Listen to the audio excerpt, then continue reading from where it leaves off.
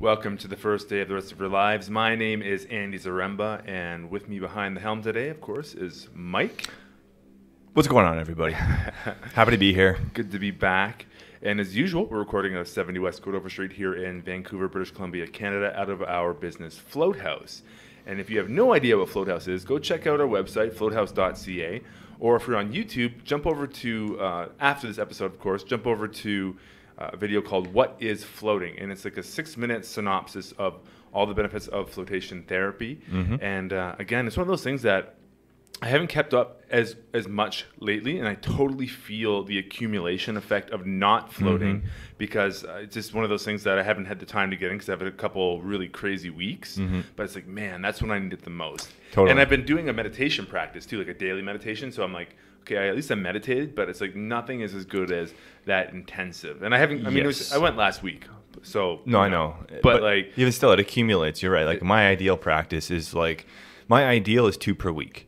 And I find when I'm floating regularly twice per week, just getting that maximal sensory reduction exposure to my central nervous system is phenomenal. It's like the best medicine for my central nervous system. Yeah. It just gives it a complete reset and relaxation and throws you into that deep parasympathetic response, which is all about restoration, rejuvenation, healing. And it's just amazing for digest, right? Your mind and your body, which really there's no separation there. Yeah, one interesting thing is taking up a daily meditation practice. I've really noticed that I can drop into the flow quicker. Yes, and I feel like that meditation practice is spilling out into all areas of my life in a weird way because it's so consistent. Yes, the daily is important, and it's just like. I'm catching so many like habitual things that might have come up before I might not have been aware of. Now it's just like I just catch them way quicker and like things pop up into my field of awareness. I've been doing the Sam Harris meditation course actually. Right. Really good. And he was just talking about how he talks about your field of awareness, and it really is your entire body, which is really crazy. So it's everything that pops up within your entire body, like sensations, emotions, thoughts. Everything is in sight, sounds, it all comes up in what he calls the field of awareness, which is like everything. Conscious awareness. And when you start really observing what is coming up into that, it really does. Well, that's your whole. It heightens, and it gets. I would say it starts. Everything becomes much more in your face and acute. You become more acutely aware of everything that's going on. So it's an awesome thing to do if you've never been considering taking on a meditation practice. I highly recommend it. Yeah, totally. Yeah. And a couple other little announcements that we'll throw out here. One is for Brain Evolve. Brain Evolve is a nootropic supplement that we sell here at Float House. And he actually, Matt Bennett, who owns Bennett Choice and makes Brain Evolve, local guy here in Vancouver, does sell online though, and he's been doing an amazing job with his company, and just always want to support him. And he's got a couple new lines out. He's got Brain Beast, Brain Cushion, and Brain Dream to complement Brain Evolve. So he's got all 4 of them out right now. He's finally got to that stage, which he's really working hard towards. So check out online, bennettschoice.com, and you can check out his new supplements coming out. I took the Brain Dream last night, and it tastes way better. Yes. And I think it works better too. I agree. Yeah. It worked really well. I had great sleep. It's a slight adjustment in the formula, he says, but yeah, it's for nighttime. It's awesome. And what else do we have coming up? Well, we have a Man Talks event coming up on November 26th. And it's going to be called Overcoming Adversity. And of course, if you haven't heard, I'm the area director for Man Talks Vancouver. And as for the podcast and for the Man Talks events, if you'd like to apply to be a guest on the podcast, you can go to andysrember.com, and I have a form that you can fill out there. And I get all these forms, and we review them, and we select guests for the podcast. So if you're interested in becoming a guest on Vancouver Real, go to that andysrember.com and fill out the form. Or if you want to be a guest on Man Talks, potential speaker for Man Talks, you can just email me at andy@mantalks.ca. I believe is my email address. And of course, we also have Mindful Mass, the meditation group that is on the go. And funny enough, this is how we met our guest for today for the first time. And we've got to give a shout out to Caleb Jennings for the introduction. That's right. And we've been doing these mindfulness meditation events for a while. And we've been really fortunate to be sponsored by, our guest company, Wize Monkey Tea. And I got to say, the coffee leaf tea is really phenomenal, man. So good job on this. Thank you. And so we have today Max Rivest. Did I say it right? Rivest. Rivest. Oh, so close. Max Rivest on the podcast, the founder and CEO. CEO, of Wize Monkey Tea, man. Welcome to the podcast. Thank you very much. Pretty pumped to be on Vancouver Reel. Yeah, it's really cool, man. It's great to have you here. It's been a long time coming. And, I'm sitting here and I'm sipping this coffee leaf tea, and it's so smooth. And the one thing you pointed out when we were chatting before is like a lot of people get they get like headaches from the tannins. And which is in like tea, which is a normal traditional tea. Yeah, and this is the coffee leaf tea. So it's a new concept. Probably a lot of people don't really know much about coffee leaf tea. So maybe we could start there. What is coffee leaf tea, and how did you come up with the idea? And just go. So it's funny you said it's a new concept. It's kind of old and new. What's really funny is that the original way to consume the coffee plant in Ethiopia, where it's like original wild species originates from, was actually consuming the leaf tea and not roasting the beans.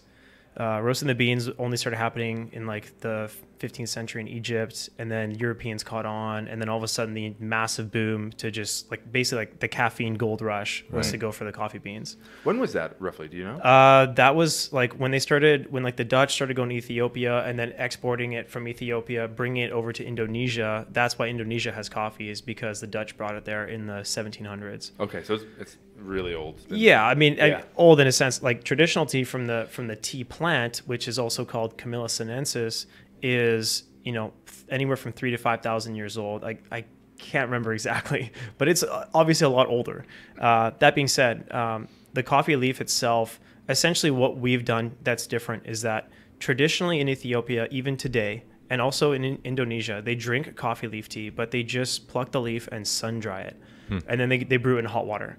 And if you don't process it at all, it's like having like a super grassy, like, I don't know, it's like taking a leaf off one of your house plants and drying it and brewing it. Like, it's not good. Right. It tastes super gnarly. It's really green. It's really bitter. But my friend and I had this idea, when we were at school, which I can dive into a bit later, where we actually process the leaf, treat it like a traditional tea, and then let's see how that changes the flavor. All the best drinks in the world are fermented or crafted, basically, other than water. And why can't we do it with the coffee leaf? And so that was kind of the kind of motivation, I guess. How'd you stumble across it? Yeah, so essentially, I'm from Vancouver. My business partner, Arnaud, is from France. He grew up in La Rochelle, which is like, it's pretty close, like the Cognac region, for example, and 2 hours from Bordeaux, where they have the best red wine in the world. And so he grew up with like these two amazing, super cultured parents that are like absolutely, like anywhere in North America, they'd be considered like a sommelier and all this stuff. But they're just like amazing local people that know everything about awesome drinks and awesome food. And so essentially, like, I'm from here. I did my undergrad at TRU in Kamloops. I worked for a couple years at a finance company. Was really not digging it. I did like sustainable tourism development and marketing as my undergrad, and traveling to like help, indigenous cultures in Chile build tourism services in a sustainable way and like help them understand value chain, all these things. And I end up taking like a salary job with benefits for this like super sharky finance company, just because I had to do something and like I had to take some job. And this is like 2010. And so it wasn't like the sexiest economy necessarily. Anyways, after a couple of years of just like banging my head against the wall, trying to find other jobs in marketing or whatever in Vancouver, or going to Toronto and all these other options, I was just like, I'm just like so fed up. I can't deal with this anymore.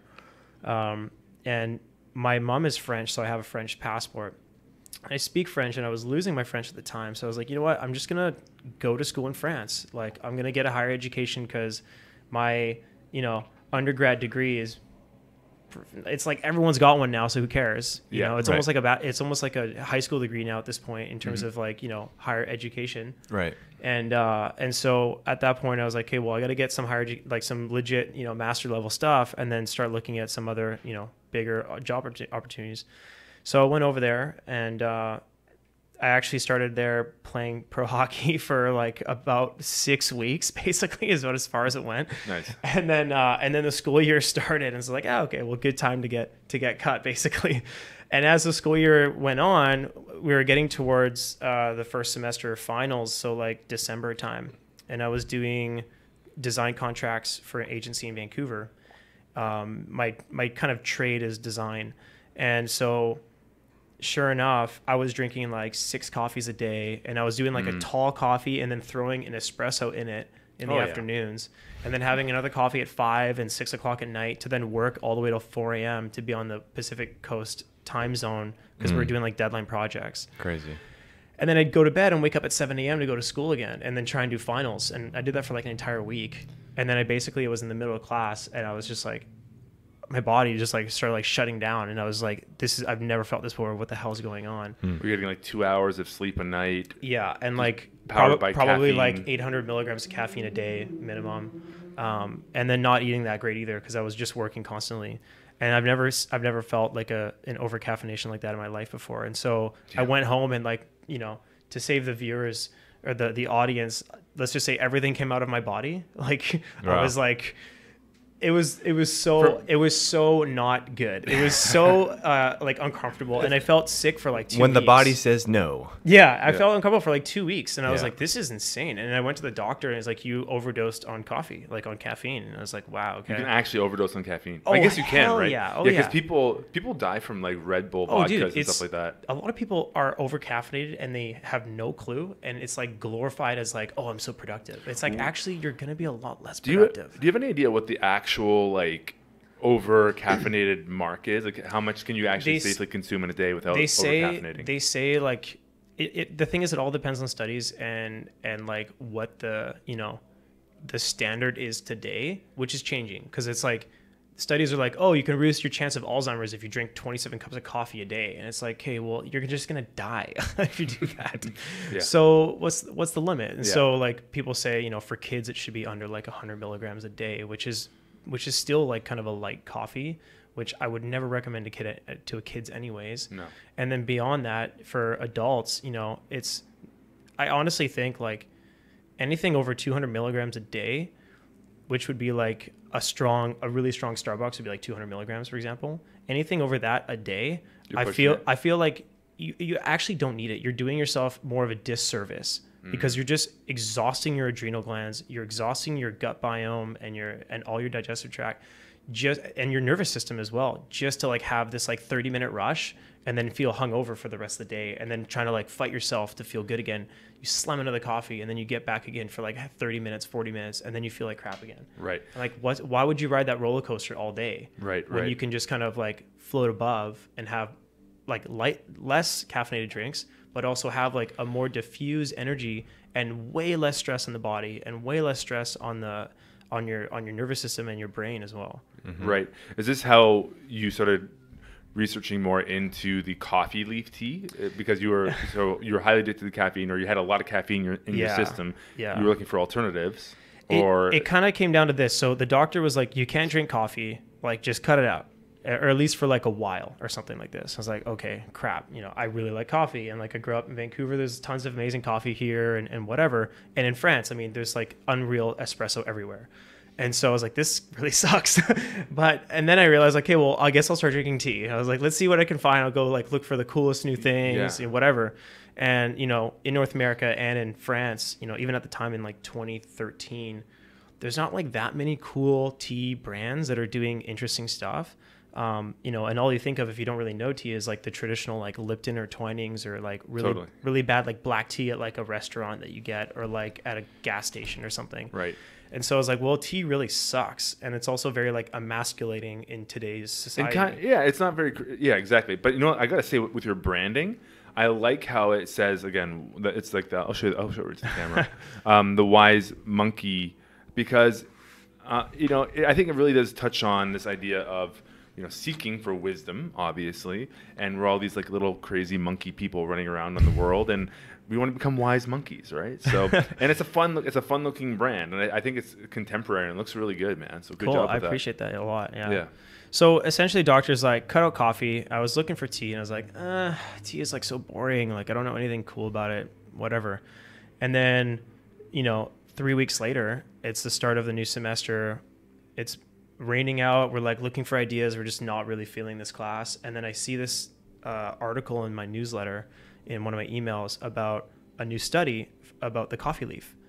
And we read the study, and it's like basically saying that the potential for antioxidants is higher than green tea and like all these other things, and how it's been consumed for hundreds of years in Ethiopia. And they actually prefer to drink it in Ethiopia because, quote, to them, it's more nutritious than the coffee bean and all this stuff. And there's more antioxidants in the coffee leaf tea. Let's just put it this way, because technically speaking, because of like the risk of, people trying to sue us for quick money, I can't say yes. Right. But I can say that there's more and more studies coming out that are proving these really cool health benefits. That are showing like rare polyphenols in it. Things like, for example, mangiferin is only found in mango and some honeybush, but it's also very strong in the coffee leaf.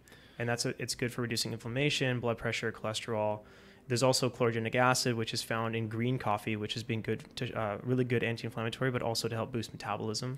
We have weight loss. Yeah, and we have 2 studies that came out with UBC this year. The Land and Food Systems faculty and the PhD students there have released 2 studies that are now in the Food Chemistry Journal. And so it's getting more press there, and now there's like more and more people researching the coffee leaf, and it's specifically mangiferin, this particular compound in the coffee leaf, for all sorts of other applications in the medical world. Okay. But I don't want to dive too much into that because it gets really vague at that point, and I don't want to be specific about what the exact health benefits are. But I'd rather just give people like the indication of where to go and make your own decisions really. Right. And that's also part of like I think the shift today. There's so much like fake information. Exactly. So like I'd rather you know what, you guys just go do your thing, go read it up, and if you really care about that much, I mean, absolutely go check it out. But the one thing we could say for sure is it definitely is smooth and it tastes really good. So at the end of the day, you're getting a really good tasting tea, and the smell of the sunset chai, like this one, is like wow, it's mind blowing. Like I smell it. I'm not really a chai guy, but now I'm like, dude, I want to dive into some chai. That's why I don't love chai usually. Yeah. Like I have it like really occasionally, but it's usually because it has black tea in it, and the black tea ends up making it more bitter. Right. And so with the coffee leaf, it's just way smoother, and you can steep it for longer and get more chai flavor without having the bitterness. Very cool. Well, and I think a lot of people. I mean, even if you are a coffee drinker or a regular tea drinker, it's nice to have some diversity as well. You know what I mean? And to give your palate a break, your neurochemistry a break, and probably your gut as well a break. Like things, if you do anything, I think the same thing all the time, your body becomes habituated to it. Yeah, I think like you can kind of get numb to it as well, and it's nice to give some things a break and then tantalize it with other things. What worked really well with me for a while when I wasn't my quick caffeine altogether was the coca tea. Just the coca leaf tea that we get in Peru. We've had a lot of people have told us that ours kind of tastes like that. It is kind of does, to be honest, because it is a very smooth flavor. Yes. And I found that it's not very strong. Like you're not going to get like a buzz off of it really, but I would notice like a slight elevation maybe. I find it's like an acuity process. Like I feel like I can dial in sharper with coca tea. Right. And I mean, I thought it was a nice substitute, but it's again that idea of like rotating through different, stimulants maybe. So I'm just having a little sip of it now, and you know why I do like this is because it tastes like tea, but like you said, it really is smooth. It doesn't have that bitterness aftertaste that you get with a traditional green tea or something like that. Like, there's a lot of people like in the performing arts industry that are telling us that they love drinking this tea before shows because it doesn't dry out their throat, and so like opera singers and like actors and things like that, they're actually like they like it because it actually stays really hydrated and they don't get any of that dryness after. Well, one quick question. I mean, this is probably a little basic, but like, what's the proper way to brew yourself a solid cup or pot of coffee leaf tea? Is there any difference kind of in that process? Honestly, it's simpler. And it's hard to be simpler than just hot water and a tea bag. Right. But it is actually simpler than regular tea. Well, if you make tea like really right, you're supposed to have the water at certain temperatures and all that kind of stuff, right? Yeah, for some of the things like like a really specific green tea, you might want to go 80 degrees and go do 6 steeps, starting with like a 10-second steep if you want. Right. But that's like almost like tea ceremony style. But on the daily, what I love about the coffee leaf and kind of by design but also by fluke that it's just so smooth and it's so forgiving. like when we do our demos and we do our shows, like we brew the tea for like, we just leave it in for like 6 hours. We don't care. Right. And it tastes amazing. And we just top it up with hot water and we re-steep it like a second, a third time. And then we'll add maybe a bit of fresh tea towards the end. Cool. But Awesome. like you can leave it in your cup all day if you want, and it's still drinkable. And then you can fill it up and do a second steep. So it's just really user friendly. And I think that's one of the major components in terms of just like the taste and the overall user experience, because tea is like really intimidating for a lot of people, especially if you don't grow up with a cultural connotation of it or cultural awareness of it in your own family. You know, like a lot of people with Asian background or UK background, or you know, they'll be super versed with tea, and it's like every day is tea. Whereas you know, a lot of North Americans, you know, white European Caucasians like me don't necessarily drink tea like growing up. You know, it was always like, oh well, coffee is the man drink, and if you want to get things done, you got to have a coffee. And I just find that like it's so dated. You know, like if you go to Europe, people drink just as much tea as coffee, and now with the younger demographics in North America, the same thing's happening. You know, people 18 and up, you know, up until about 30 years old are drinking just as much tea as coffee, whereas in the past it was like 10% tea.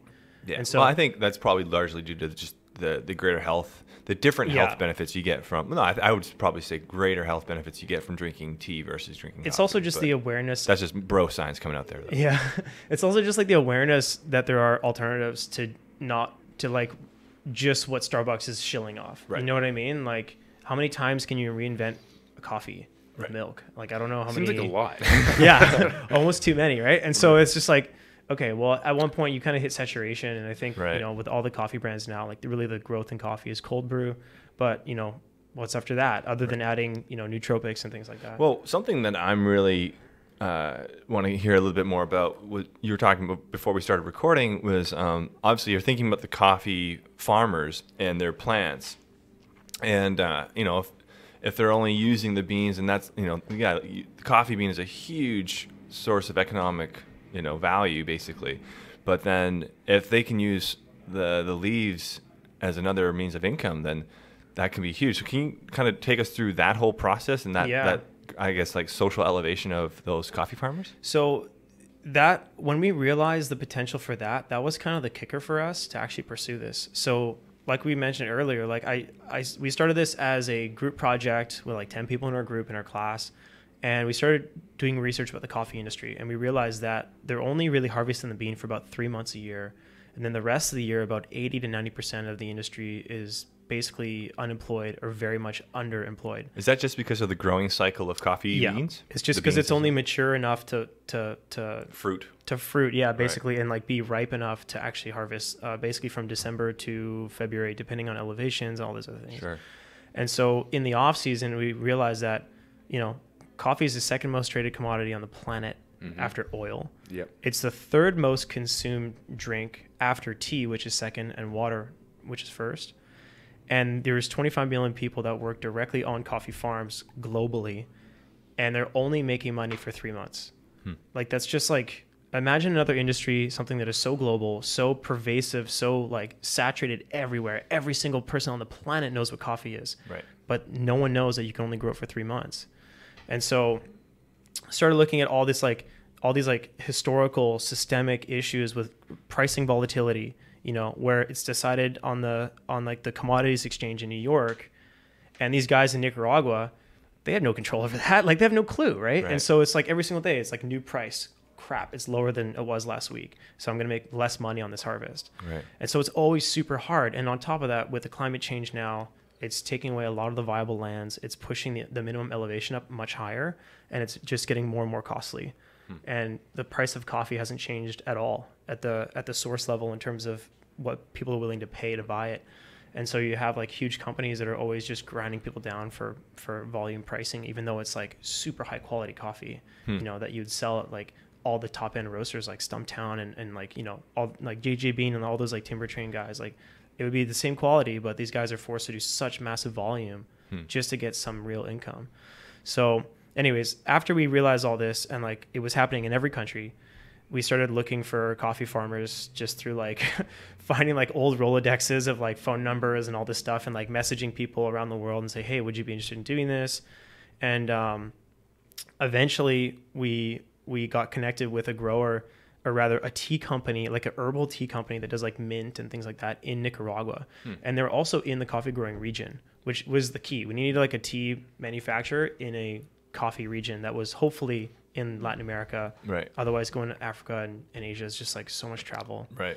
So anyways, we went, and I actually had been in Nicaragua in the past. And so, you know, I'd surfed there before and traveled, and it was pretty easy to get around. The people are amazing. The country is amazing. And so we're like, let's just go, you know, screw it. I got a credit card and let's just max this baby out, you know? And what we thought was going to be like 3 weeks to like produce a batch, and then we'll go surfing for like a week at the end. Right. Turned out to be like 3 months. Wow. And we like barely got out with a sample. And so essentially, like, we traded our first sample for a bottle of rum, you know, with these guys, because like, I have no idea what the price is for coffee leaves, so like, we'll just give you a bunch of leaves and like, we'll give you some rum and we'll take you out to dinner or something. Right. And it just kind of like, once we tasted it and we're like, holy crap, this is actually like really good. We knew that we could take it way further because we had such a like ultra basic setup to create it at first. So at that time, you didn't have there's no coffee leaf like business online, like you couldn't go and get samples anywhere, like or you just weren't even looking. You're kind of like, let's just go figure this out ourselves. Like, what was that kind of it took us mind pot like? The winter before that summer when we were in Nicaragua, like early 2013, it took us like 3 months to find a company or anywhere just to even get coffee leaf tea at all. And we acquired a sample. It tasted like it was drinkable, like it was smooth, but like there was like some weird spice going on. Like, I don't know. It was like kind of hard to explain, but it was like, it was still really smooth. And so we're like, okay, if this is actually smooth and they're not like adding a ton of sugar or whatever to it, then we know that we can do something that's as good or better. And the way that it was marketed at the time was like this really, really kind of crazy guy was selling it. And we're like, well, you know, we know why he didn't keep going, because the guy can't put together a video without looking like a total psychopath. Oh, really? It's hard to explain, and I don't want to like talk behind this guy's back kind of thing, even though, you know, I may or he may or may not ever hear this, but I still don't want to, you know, it's bad karma. But long story short, this guy was actually selling it, and he had sold, you know, a decent amount to justify having a website or whatever, right, among other herbal things that he did. So it took us forever to find it. We tried it and we're like, this is okay. But then we went to Nicaragua. We totally hacked together this like sample and got it, you know, made it happen, and it tasted better than what we had prior. And we're like, okay, holy crap, this means like the floodgates are open. We can go full crazy with like all the different techniques. Like, you can go Japanese steaming method, you can go black tea rolling and fermenting, and like there's methods, or you can go oolong method. Like, there's so many ways to make tea. So it's like, okay, well, how do we apply this to coffee leaf, and how does it change and everything? So that was like the first kind of time we had enough tea to bring back home. And for like a year and a half, we're sitting on like 15 kilos and can't even really sell it because there's so little. So we're just doing pre-orders and like selling samples, like tiny samples. And after a year and a half of kind of going back and forth Nicaragua, we found a new grower. And that's what like revolutionized our whole supply chain. Cool. Yeah. Very cool. We vertically integrated with this guy, Enrique Ferrufino. He's a third generation coffee farmer from Matagalpa, Nicaragua.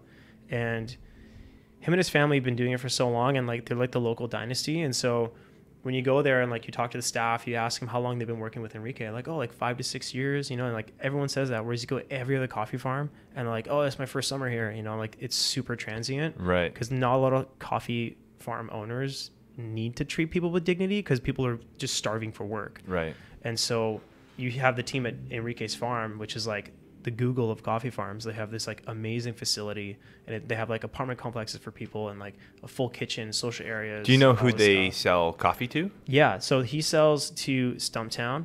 He also sells to, I think he's working on something with, I probably shouldn't even be saying this, but I think he's working on something counterculture. And then a bunch of premium ones in the UK and Japan right now. Cool. He's actually in Taiwan this week at the Coffee Expo as well. Nice. So we knew that he also was validated to us by the government, actually. We asked the Nicaraguan Export Development Agency, who should we talk to for coffee sourcing? And they said, go to this guy. He's the best. And that was 2 days after we had already met him. Cool. Through like That's a nice high validation profile, there. Yeah. Through like a high profile ethical coffee buyer. She's Right. like, you got to go see Enrique's family, his farm. It's unbelievable. Like, I know this is the best guy for you guys. Cool. And yeah. And then later on, the government just gave us like the thumbs up on the same guy. So we're like, okay, this is legit. And we loved him because he's like so creative, Right. and he's super innovative. And so for him, this is like, wow, a whole new challenge. We can make money year round for everybody, and we reduce our waste. You know, we're just cutting these things off and just tossing them. It's kind of Right. like everyone's fighting to make ends meet, and you're walking over the solution without even knowing it. And that was for us. It was just like, we got to tell these people, you know, like we got to get this going, Right. because it's going to make a massive difference in the industry. Like for some of the people that are completely neglected by the governments because they don't have enough density to have any support there. So how has that kind of notion impacted like the overall philosophy of Wize Monkey tea? It's, you know, people ask us why we called it Wize Monkey. For one, I think us using the word wise as like the base was like, well, it's like wise people make wise choices. We know today that, you know, we grew up in a society where everything was like prepackaged and perfect and shiny and all great. And then you realize as you get older, you know, I'm 30, I'm not that old, but you know, we're all getting there where you're like, oh, well, you know, I've been doing this for so long, and all of a sudden I realized that I'm actually contributing to like all these negative effects and all these social impact things and like palm oil and you know, down the line you realize in the supply chain of things with these, especially the major corporations, you're just like, wow, like that's brutal. And so for us, it was like, well, wise people make wise choices. And then we went with Wize Monkey because there's actually 5 families of howler monkeys that live on the farm. And you hear them all the time. They're like, it's so hard to get close because they're just, you know, in the canopy jumping around. But for us, it was like, well, a wise monkey is a clever problem solver. They live in harmony with nature, and they'll make collective decisions for like the group's benefit, you know?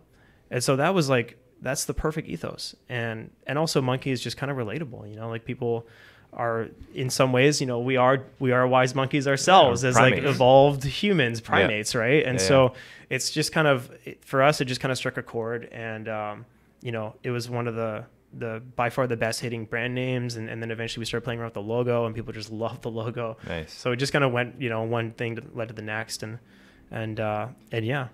And now how many locations are you in?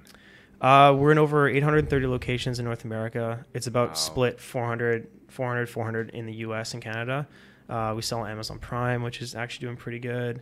But beyond that, like we're really looking to build our direct business just through our own website, because we find that having a connection with people directly, you know, when people email like a question or something, like I'm the one responding. Right. You know, I don't have like a customer service team of like 20 people. Which is crazy because it sounds like you're way bigger than just a few people right now. Yeah. You know, I'm doing the design, customer service, social media, like a lot. And also doing like the CEO stuff. You know, I got a conference next week I'm speaking at. And so it's just, you know, we are What's the growing. conference? We are growing. It's called eBev. Okay. And it's all just basically beverage stuff in Las Vegas. So Cool. I look forward to seeing that. But Yeah, that'll be fun. Good opportunity. Yeah, I was going to say something about, oh man, I lost my train of thought. I do have some funny stories about challenges in Nicaragua. I want to hear that. Okay. Let's hear a funny story. Unless you got... Well, I was going to Jump or ask something. you about just kind of about challenges in terms of like where you've taken this, you know, product-based business, and it sounds like this is probably your first, you know, entrepreneurship venture, more or less. I've always had like jobs or side gigs.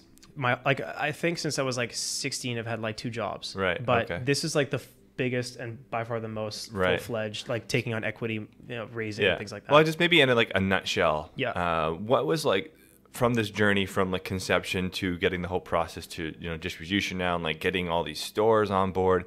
Like what was probably like the hardest part, and what was, you know, when did things really start tumbling along like with momentum for you? Or do you even feel like you're in that stage yet? I think the hardest part, that's a good question. I think the hardest part to get to, let's say, where we're at today, has been, you know, it might be cliche, but like just straight up perseverance, you know? Right. Just And the it's ongoing grinding like, of it. Dude, it's a marathon. Right. Like I've never done something so difficult in my life. Never ends. But at the same time, it's also the most rewarding. And like, even though it is the hardest part, is to have that kind of perseverance and that like that mental stamina and like, and also physical, because like doing trade shows and building booths and tearing them down is traveling. not easy. Yeah. Even though the perseverance is the hardest part, it's also one of the easiest things for us to maintain, because we fully believe in the product because it just is so good. And also like obviously a huge component is like we're creating this impact, and we're creating real impact. It's not something that is like a one and done project that just like, you know, something gets built somewhere and then all of a sudden no one can service it and it just disappears. And it's like, oh, well then who cares 2 years later when it's useless? For us, it's like, it's baked into the model to create holistic, tangible, long-term impact, where by now having the leaf being used year round, or in the off season, you have a year round production. The locals don't have to migrate and look for other jobs. They have consistent income. The farm owners actually have income or visibility on income, so they can get better credit to then invest in the farm themselves. And beyond that, you know, what it really comes down to, if you look at socioeconomics, is education, because all the rural, like Nicaragua, just for example, I mean, obviously we work there and know the best of all of them, but you know, probably like 85% of the population is related to agriculture exports. And farms don't have high density, and so they don't have support from governments, and so they don't have schooling, they don't have any of these things. So a lot of it's NGO supported.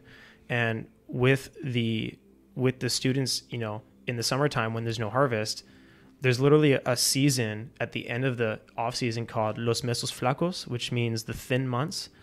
Basically it's what it is a recurring average hunger of about 3 months long. Wow.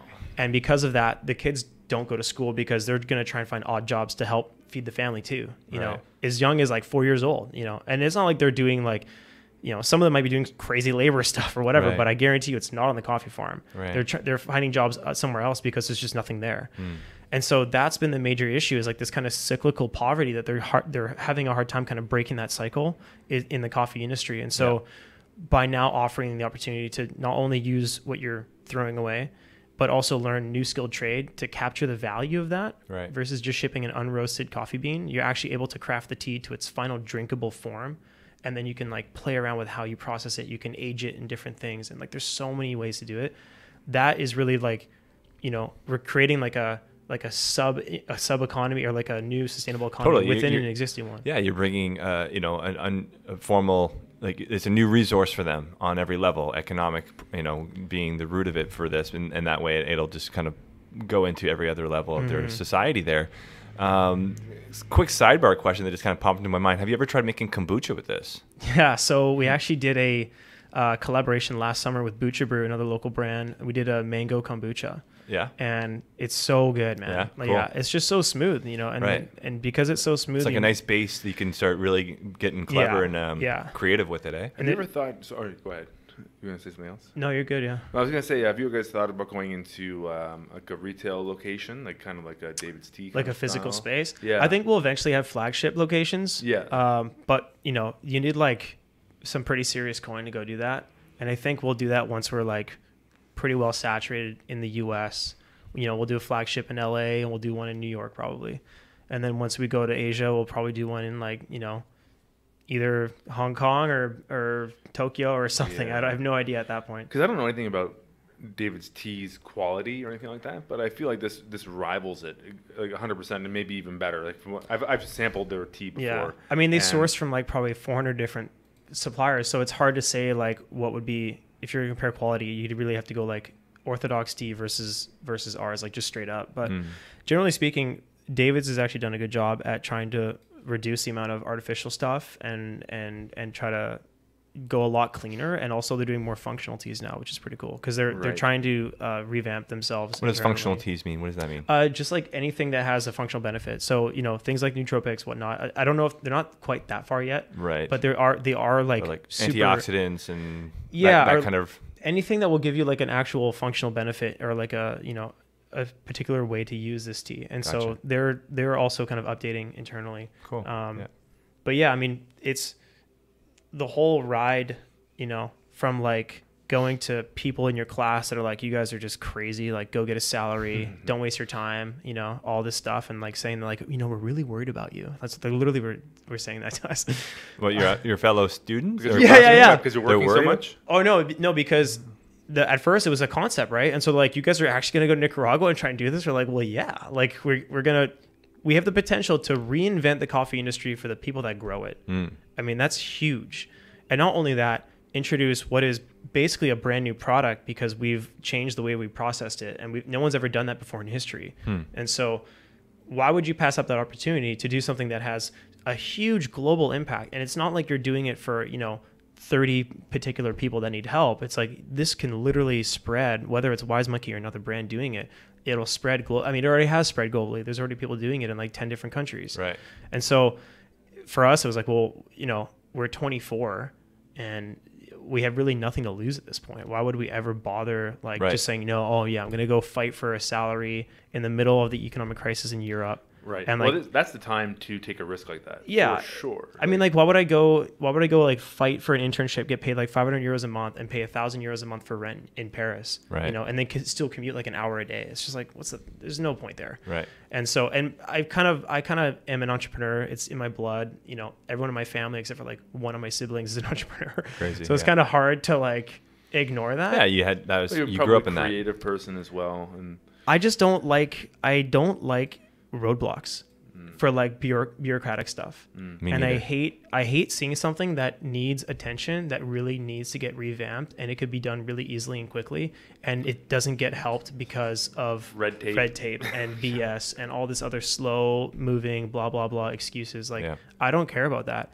We want to go out and do something, we're going to do it right the first time. Yeah. That's all it is.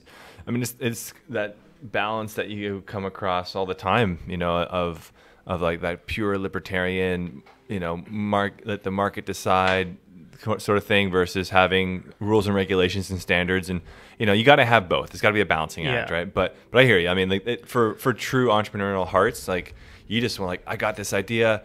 Look, I'm not going to be irresponsible. If I am, it's going to fail anyways, because if you're irresponsible, then shit hits the fan, then you're done. Yeah. You know what I mean? So you got to be responsible. But don't slow me up because I don't have enough, empirical evidence for the efficacy or the safety of such and such. You know what I mean? And it's just, it gets frustrating. You should have.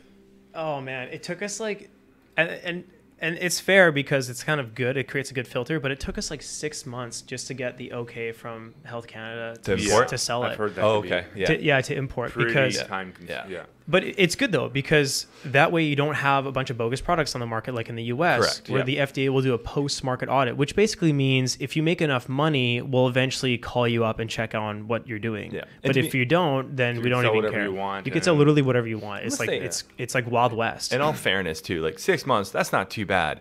Like, if you're bringing in this raw agricultural product, or even if it is, like dried. It's dried basically there, like an herbal. like, who knows what sort of organisms are on there and things like that. Like, they got to be careful. So they were asking us to when you're ready, when you're honking to go. And the cool thing about that too is it does legitimize your product as well through that process. Like you said, you're not going to have everyone just jumping on board. You're going to have people who are jumping into it that have done it really well. Yeah, like it technically speaking, because we do the blending and packaging here, it is a made in Canada product. Right. And so it's when you go to Japan, you can add like 20% almost for the sale price because of that. And like I'm not saying that because we are doing that now, but we've been told that. And so there is a quality aspect there, and like that's obviously really important for us, and especially because we are proposing a new drink that is global. And for us to do that, we got to make sure that everything in the user experience, in the quality, in the minute details of the product is like spot on. And so sometimes like I'll be like freaking out and like not sleeping because we shipped an order of teas with like there's like a typo in the box or something, and I'm just like, oh my god, I'm like tearing my hair out. Like not the damn typos will get you. Like not even like things like that. Like little details kind of drive me crazy. But I'm also a branding person. I am doing a lot of the design, so it's hard to kind of swallow that pill sometimes. But it is what it is. No matter how many times you read it and like, what the hell? What the hell? It's all those things seem like really trivial when I compare it to the stuff that we went through in Nicaragua on our multiple trips just to like get things going. Right. And like at first, like, imagine these dudes, they're like in their 50s. They've been through 2 civil wars. A lot of their friends have died. They've killed a lot of people too. And they put all that behind them in their culture. And then they see like these 2 white boys from like France and Canada saying like, hey man, like let's use your leaves for something. And they're just like, what? Like they're so like perplexed. And and then you have the other guy in the back he's like grinning ear to ear because he's like, yeah, let's just like shave the whole farm and like sell them all for like $500. And we're just like, that's not what we're here for. Like that obviously makes no sense. Right. And so, you know, the look on those guys' faces, you know, they've been cultivating coffee for 300 years the same way, you know, passed down generations. And then, you know, these two guys have never seen a coffee plant in their life are telling them to use the leaf to make tea. It doesn't make any sense. Sure. So like that was some of the first challenges we had was, and we still have that today as we scale, you know, is training people about how delicate the leaf is, how important it is to get it to the facility fast and then get it in the processing fast versus with the coffee bean, you know, you can pick it in the morning, chuck it in a bag. Sure. And then by the time it gets to the facility at the end of the day, it's still fine because it's got like this big bean around it and like, it's really protected and the process is much slower.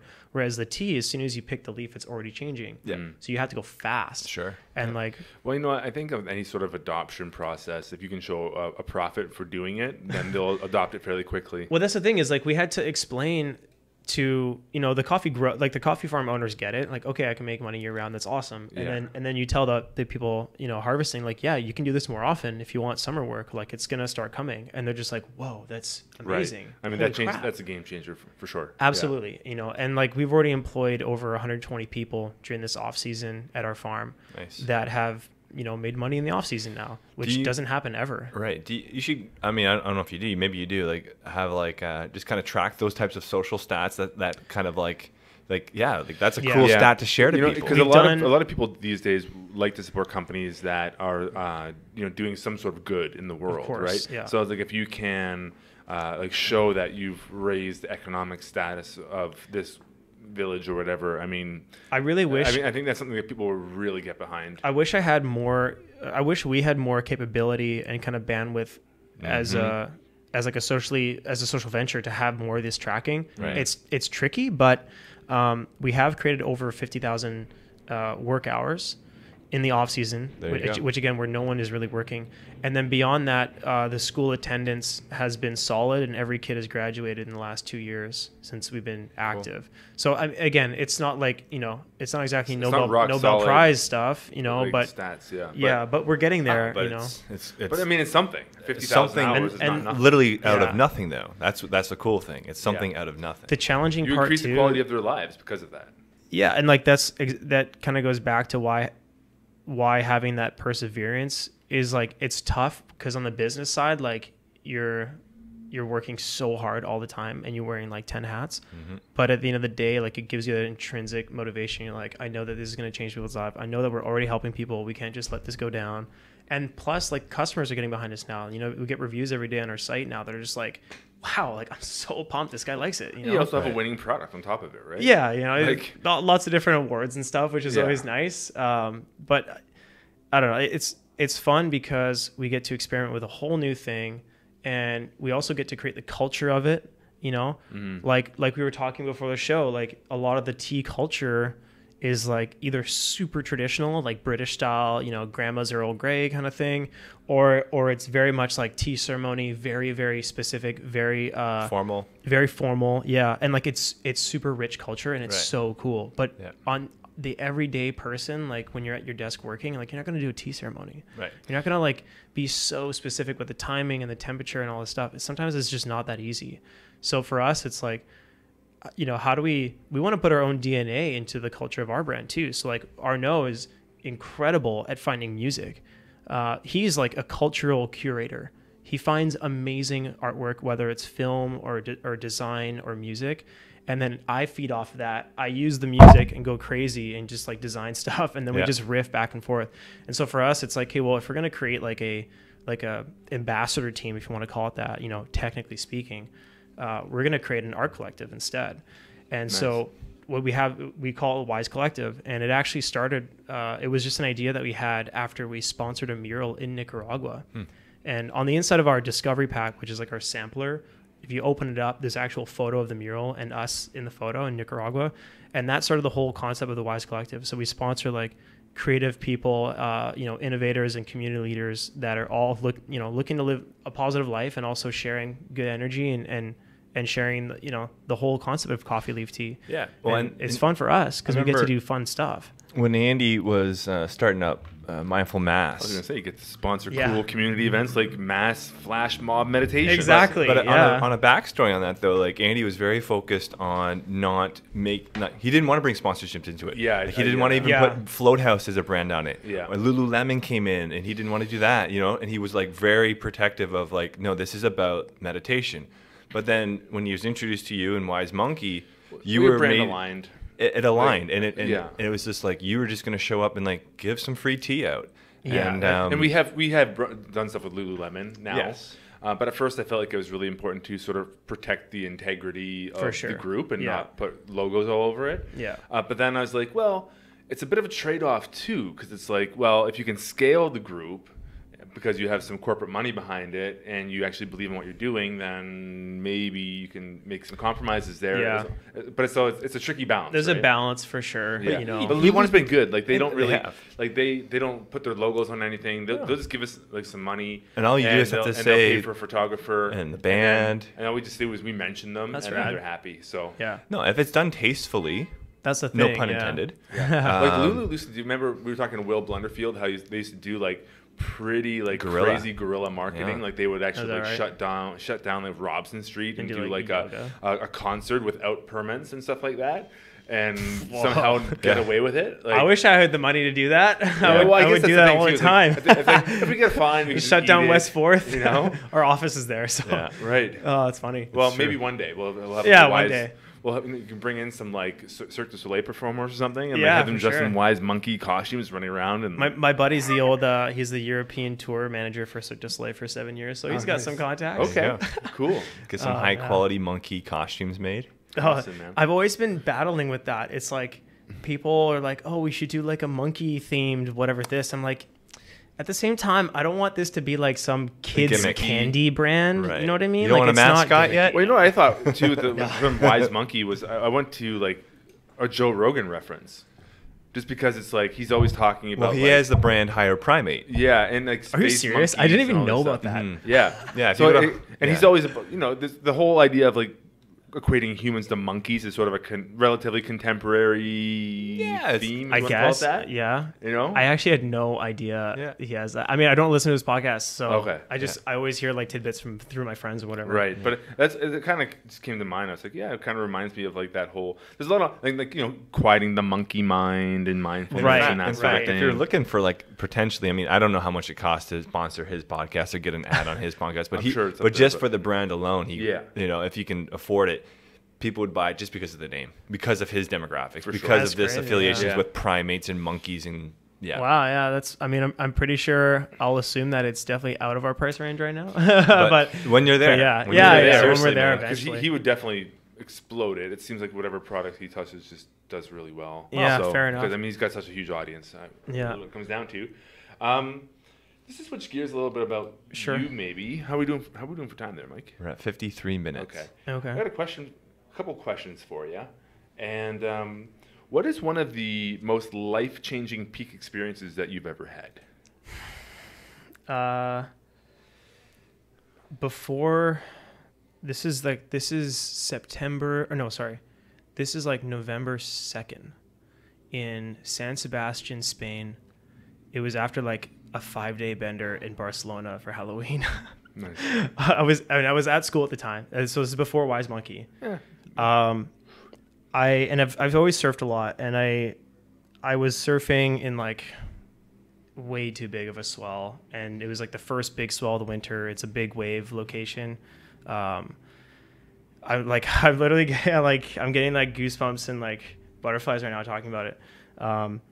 Basically what happened was I was surfing, trying to catch like 20 foot waves on like a 6'3", which basically you can't do that. It's just not possible. You need like a good 7 or 8 foot board anyways. And I got just so tired trying to keep up with all this, and I ended up getting caught in this rip that kind of spun me into a jetty. And the jetty was not made of like rocks. It was made of like marble cut cubes. And so when you try to jump onto it, like you don't have like There's no footing. There's nothing to grab, Right. like other than the edges, like the 90-degree edges, like, and there's it's like a huge thing. Like these are massive cubes. Yeah. So literally, I'm just getting like chucked into these rocks, and I was like, oh my god, this is like, it's getting like 6 o'clock. It's getting dark in November, and I was like, this is insane. So I undo my leash. I'm still in the water, and I chuck my board onto the rocks, and eventually, like, I try and. The wave comes in and hits me, and I get onto the rock, and then it pulls me away. I'm like, no! And it's like 3 or 4 tries, I finally get there. Crazy. And then I kind of crawl up to the top of the jetty, be like, okay, where am I? Like, what is the situation here? And the jetty is actually breaking the direct swell that's coming in.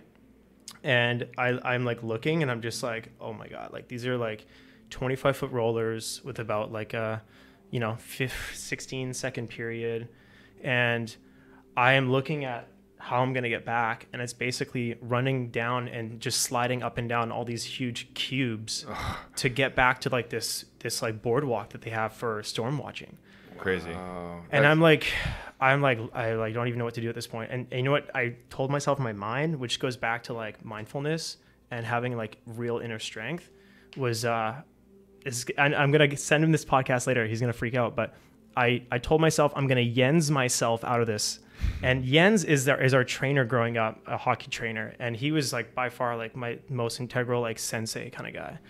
And he always like, it became like a joke. Like, yeah, I just Jens'd him. When you play hockey and you like battle in the corner, it's like I was just stronger, core strength. I was just stronger. And so eventually like I'm running down these rocks, and I see this wave. It's like, all right, it's going to hit. I got to find cover. Like I got to find something, because it's literally shooting water like 50 feet high when it hits this jetty. Wow. It's like, it's a world famous storm watching place. Yeah. And I get behind this rock, and the sky goes dark because all the water is just it's like literally having a waterfall land on top of you. Right. It hits me, and I get spun around like this, and I'm just like, I have no idea what's up and down. And eventually all the water rushes away after about 30 seconds. And I'm like, oh my God, like I'm alive right now. Like I'm breathing. And I'm like, oh my God, my head is okay. And I realize, like, I try and move, and my leg is stuck in these 2 rocks. And I'm wearing a wetsuit, and I'm just like trying to yank my leg out, and like eventually it works. And I get back, and I run back, and another wave's coming, because again, 15-second period in a set, it's a 25-foot waves. Like there's no jokes, a lot of water. Yeah. And I get smashed again, and get like tossed around. And eventually I'm like, holy crap, I'm almost at the boardwalk. I gotta like get there now. And as I'm going, believe it or not, I still have my board, because I was like. That's impressive. It's like you don't leave a man behind. You know what I mean? Your board was your man. This is my board. Like this is mine. This is like I've surfed like 3 continents with this thing, And so I'm like trying to run, and all of a sudden the board's caught, and I'm like, what? And I look, and the leash the leash is closed, and it's looped on the corner of one of those cube jetty blocks. And I was just like, I was like trying to shake it off like this, trying to pull it off, and it wouldn't come off. I was like, oh my God. And there's like a triple Velcro when it attaches the board. And I was like panicking so much trying to do the Velcro, it wasn't working. And I was like, breathe deep, do it once, and that's it, and you're out. And I slowly do it once, and I see these waves coming in. I'm like, Jesus Christ! Like I got like 10 seconds, and I'm done. Yeah. And eventually, like I get to the boardwalk, or so I thought, and then there's like a 10-foot gap because they don't want tourists walking on the rocks because they're gonna get killed, obviously. And it's like when you stand at the end of the boardwalk, you're getting soaked already. Yeah. And so there's this like 90-year-old guy with like his grandkid, and he's like, "Give me your board, like hand me your board," and I just like kind of chuck it to him. And I run down to the beach, and I run back up, and I'm just like so frazzled. And he's like, "Are you okay?" And I was like, in Spanish, I was like, "I almost died. Like I don't even know what happened." Wow. And the whole time, sure enough, my Canadian buddies who are from Vancouver here, they were on the beach like shotgunning beers and had no clue as to what was going on. I mean, obviously it's dark, it's so noisy, and they like, wouldn't have known. But... the whole time I was like screaming for help. In Spanish, in English, as loud as I could, but no one can hear you. And I'm on black rocks wearing a black wetsuit. It's getting dark. Like and the waves are crashing. Because those are huge waves too. Dude, I've never seen waves that big, and I was like, yeah, no problem. Like I'll just go surf this. And I hadn't surfed in like a few months, and I was just kind of like. So then why was this one such like a life changer for you? Life changer because. I mean, it's like the classic thing where it's like I could have made one wrong turn, and even then, like I got pounded by this wave in the rocks, and if I just hit my head versus hitting my arm, done, it would have been KO'd. And it's just like, holy crap. Like I got back to the hostel where we were staying, and like all my buddies were out drinking at night, and I'm like trying to ice myself with a frozen grapefruit of all things. The only thing available in the hostel. The thing is round like this, dude. It's like try to ice something that's flat. You're just kind of like rotating around. Yeah, dude, and there's like one point of pressure because it's round. It's like the most painful thing ever. I was like, this is useless. No thanks. I can just picture you sitting there, like your friends are all partying and drunk, and you're just like Oh my traumatized by this Dude, near-death experience, and all of a sudden you're just icing yourself with grapefruits. Like, okay, Yeah, like it's all gonna be better now. I'm gonna learn from this one. And like I still have like scars on all my knuckles, like my toe knuckles all like lost the skin and everything. Yeah. And I'm in the hostel there, just like I start like tripping out, and I called my friends, and I was just like crying, basically, like, dude, you have no idea what just happened. I didn't tell my parents until like 2 years later. Yeah. Because I was just like, I could never tell them. They're just gonna freak out, you know. Yeah, your parents might not want to hear about that. Worry about it. And so like, Because it's such. I mean, here's the thing. It was an honest mistake. It was an accident. But man, what a, you know. it's kind of like hubris, though. You know, fly too close to the sun and you burn your wings, kind of thing. Yeah. It was partly that. Yeah. But And how old were you at the time? I was 24. Yeah. Well, I mean, at that age too, like you do kind of feel a little bit invincible. And I was I was in great shape. Like I was just coming off playing pro hockey, and I was Yeah. I was You can fired handle up, anything. and we had like a 4-day party session in Barcelona, and I was just dying to get in the water and like try to feel normal, Yeah. like Crazy, fresh. And so since then I just kind of been, I'm not gonna waste my time on Earth. Let's put it that way. Yeah. That was a great answer to that question, by the way. Yeah. One other question, I think it might tie in with this one nicely, is what advice will you give to your younger self? Younger self, like business or life kind of thing. Wherever you want to go. Wherever. Oh God, this is like so hard. I should have given these questions beforehand. I usually do. Oh, no worries. Yeah. No, I don't mind doing You're off on the spot coffee now. there. Yeah. I'd say younger self. I'd probably tell myself to. It's stupid, but go to bed early. Work out in the morning. It's like it's not a sexy answer. It's not. But I've realized It's sexy to me. Right now, I'm like, yeah. No, I mean, sign me up. I love going I to could bed say all early. sorts of things like, use your confidence to its extent, or like whatever, all these things. But like, that's Discipline. yeah. I honestly think like I might spend my whole life like thinking I was a night owl because I did a lot of design, and so it's like I go to bed at like 3 a.m. and I get up at 10, do a bit of work, whatever, and then I work again at night. But now with like 9 to 5 kind of more or less structure, I realize I have a really kind of crappy day or crappy schedule if I don't get up at like 6 a.m., work out till like 9, then do your work, whatever, and then you go to bed at like 10 or 9:30, or you get to bed at least, and like you're fully properly exhausted. And you wake up the next day like fresh, ready to go, and like every There's single something about that, man. every like CEO, whatever, like there's a million studies and articles that can tell you like everyone that is quite successful wakes up at like 5:30 in the morning, and like a lot of our directors and our partners in the company also get up really early, and they're all like startup or executive founders, things like that are successful. So when I started doing this, like, okay, I'm 30 now, like big boy time, you know what I mean? And so I started doing that, and I was just like, I don't like, wow, and I always told myself I'm not a morning person. Yeah. I think it's the same thing with like, whether you're a coffee drinker, tea drinker, or like a morning person or not. It's like, oh, I could never do that. Or going like, I don't want to open this whole can of worms. I'll just gloss over it. But going like more plant-based, it's like, oh, I could never do that. It's like by literally saying that, you're going to always limit yourself in your own potential, but not even just for things that are necessarily better or worse for you or for the planet or whatever. Just saying to try new things. Oh, I can never do that. It's like, well, then you're never going to grow. Totally. If you're not able to just try something, like go out there and create something, go out there and try something. No, you're hitting awesome. You're hitting a nerve with us just a little bit, because like, we hear that a lot about floating, it's just a different thing. And like, honestly, those exact words in that exact tone, you don't know how many times we've heard that. And it's literally like, I want to just shake them and be like, not for their own good. But like it's you're like saying. you don't know it until you do it, though. Right, exactly. And then you're gonna look at yourself like you're in your early life, be like, oh man, that's like, why did I do this like way longer? People they have different personality trait temperaments, right? So it's like if someone's like going to be more conscientious. They're probably going to be more conservative. If someone's like really high in openness, like we are and probably you are, like you just want to try everything. It's kind of like the classic, adoption of innovation curve. You have your your early adopters, and eventually you have the laggards. And like that's fine. Did you read it's human nature. Innovation of the diffusion of innovation? I'm decently well versed in like the whole concept and theory, but I haven't read the book. Oh, it's pretty dense, but it's good. Okay. Worth the read if you're interested in that kind of thing. Cool. Yeah. But I would say like probably the most practical thing outside of just being like, mental state and whatever, this and that.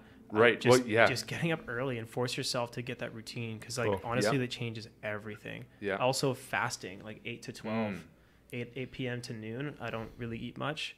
And like, that's actually, when you realize that your whole life you grew up like having 3 hardcore meals, and like even when I was training, I was having so much food, and like you don't really eat all that, and you realize you're forcing your body to digest constantly. Right. It's like you're just like energy. It's like having a feeding tube like this, and your body's like give me a minute to like rest and actually do something with these calories. It's kind of crazy. Yeah, I'm doing a fast right now. I've been fasting for about nearly 24 hours now because I hurt my knee doing archery tag last night. What? Yeah, well, I just it was on sand, right? And I just landed in a weird way, and it really hyperextended, and now it's all super swollen. And so I'm just like, well, I'm not going to exercise for the next few days at least. So I'm like, I'll just not eat as well. But the fasting, man, it's there seems to be a lot of really that actually amazing might help with the benefits healing to it. process too. Right. Yeah. If you want to know more about fasting, check out Rhonda Patrick. Dr. Rhonda Patrick, she is really, really versed in like the benefits of fasting and all the things that go along with it. But it's so true. It's like human beings were designed to go through extended periods of like no food. Yeah. And we can actually adapt and function just fine without food for sustained periods of time. It goes back to even the same thing as like carbohydrates, the whole keto movement. It's like a rehashed version of Atkins, but it's because it's kind of it's grounded in science. And does it work well for you? Dude, absolutely. I can't even believe it. You know what the worst thing that ever happened last year was? I learned how to make bread. And then we made baguette like every week. And I gained like 10 pounds by the end of winter. All we did was like eat bread and cheese so much. That'd be so good. And then and then now I just like cut out a lot of carbs, and I know exactly I have a better idea as to how do you do your goes. keto? How do you do it? In terms of like, like to track and stuff? Like the coffees, like the bulletproof coffee kind of thing? No. Or, so me and Arnaud being people that have gone out and kind of invented a new beverage, I have more of a tendency to create things at home. And so, for example, like instead of going out and like buying a prepackaged whatever $8 thing, I'll be like, okay, well, I know some of the best coffee in the world.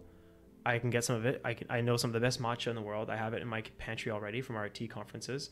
And then I'll add coconut oil, and I'll add this, and I'll add this, and I'll do my own custom stuff. Right. Right. I don't like having to rely so much on like a lot of like super prepackaged things. When I know at the end of the day that the overall cost that goes into something is like $1.50 and it sells for $8, it's like a lot of these ingredients I can get in my pantry already, and it's not hard to find them. Like it's like even Amazon. I buy like so much bulk stuff on Amazon, even though sometimes I don't want to support Bezos for his ethical things, but whatever. At the end of the day, I'm so busy, and they deliver right to the office. And so with all that, now I'm creating all these foods at home, trying to like in-source more, and like I noticed this when I lived in France. Everyone knows how to make like amazing food, like everybody, and everyone knows how to like make like the most amazing apple pie you've ever had in your freaking life. And it's because it was passed down from their parents and all this. Whereas in North America, we grew up with like, oh yeah, no time for this. Just like pick up McD's on the way home and we'll have dinner. Yeah, we've really lost a lot of that. Dude, we've lost so much culture. And so for us, it's like we're kind of reinvesting in our own knowledge. Yeah. And I think we're seeing a turn away from that a little bit with all like the craft, like everything basically. People are going towards like more micro brews and these different things. So we're seeing maybe a revivification of like that, the craft of being able to make things ourselves at home and like, make our own food. And it's because we grew up in this society where, as of the 30s and 40s, they industrialized the food system just to basically make profit. And really at the end of the day, their goal was to create jobs for farmers. And so, for all intents and purposes, it was like, it had well intention. But at the end of the day, what it created was this like behemoth where people are more comfortable eating TV dinners and, eating crap, basically. Do you think it's a lifestyle thing too? Because we generally work so much. Yeah, because like you go to Europe and your first year you get hired, you get a month off, paid in your first year. Whereas a lot of companies here, they go to like bare bones where like you have to work basically an entire year to get 2 weeks off to earn your 2 weeks, and then next year, which happens sometimes. But it's the food industry. They basically created this system where you market so heavily to people that they really only think that's the only option. Or there's like, oh, this we're better than this competitor because of X. And it's like, oh, well, I never thought of like what's out there that I can get myself and make myself that's not relying on these 2 or 3 major brands that are doing it, Right. And like that wouldn't be 2-year-old product that's sold on the shelf by the time the actual consumer gets it. Right. And so, it's fun to get creative and do all sorts of things at home instead. And I feel like that's that new movement now, especially with all these new dietary restrictions, people have to learn how to do it at home, because you can't always go out and have like a really nice vegan meal if you're going to a restaurant that's like meat and bread, right? So sometimes you got to rely on yourself and be more self-sustaining, which I think is it's an investment. It takes time, but ultimately you get rewarded with having that actual knowledge. And that's a big thing. Right. I think that's a big thing, especially if we ever had some kind of big collapse and all of a sudden you don't know how to do anything anymore. Well, dude, and you're like, look at the new climate change report that came out like there was something 12 years. I didn't read That's it. a short window to get your crap together. I didn't read the whole thing, but there was something being circulated on social media last week. I saw. Was that what it was? Yeah. And what were they saying in that? Basically saying that we have 12 years to try to reduce our global warming, try to keep it within a 1.5 degrees. And to be perfectly honest, like in my opinion, I feel like every single time we make these deadlines of like what this is the day of no return kind of thing, or point of no return. Right. I feel like by the time we actually get there, we haven't realized that it's actually accelerated, every single time. So it's like, even if we say 12 years now, it might only be 10, it might only be 8, and even then, once it's actually started, even if we reduce enough, we don't know if the effects that are already happening will continue to exacerbate it on itself, and it'll be a self-accelerated global warming. And so when I look at these things, and it's like right now we're living in what the dystopic 80s kind of predicted in a way, is like we're starting, like AI is going to take over soon, and we have a decade for the climate to get fixed, which is like, that's a daunting task. Or at least like reduce the emissions to a certain level so it doesn't increase it doesn't heat up too much. Exactly. Right. But I mean, that's a big thing the whole planet has to get on board with, and like that's, I feel like people in our space, in the natural food space, have a big opportunity to do that with. Yeah. Because a lot of the emissions are from, a lot of it is like factory farming and like all these like massive like industry is like the number one cause of like greenhouse gases, I think, followed by like buildings, and then after that it's transportation, as far as I understand. Yeah, so it's like, if you can reduce ways to reduce your impact by the choices you make, and also create positive impact, at the end, when it comes down the line to actually people doing it, that's really the ultimate thing. Yeah, it's voting with your dollars, man. That's exactly what it is. And I feel like everyone's always relying on the government to be like coming with this like some magical solution. It's like, you know what? It's not going to happen. It's going to have to be us. And even if they say like other articles like, oh, well, the top 100 companies in the world are producing 71% of the greenhouse gas emissions. And like, oh, it's the company's fault because blah, blah, blah, and all this. And it's like, well, you know what? Don't buy their stuff. Really? If you don't give them the money, they won't produce it. Yep. Just stop buying crap, and then we'll stop having crap. And they will adjust, or they won't be around, basically. So, and I will say that in our, like, we're trying to reduce the amount of plastic we use in everything. Me also, being a surfer is just like devastating to see what's going on in the ocean.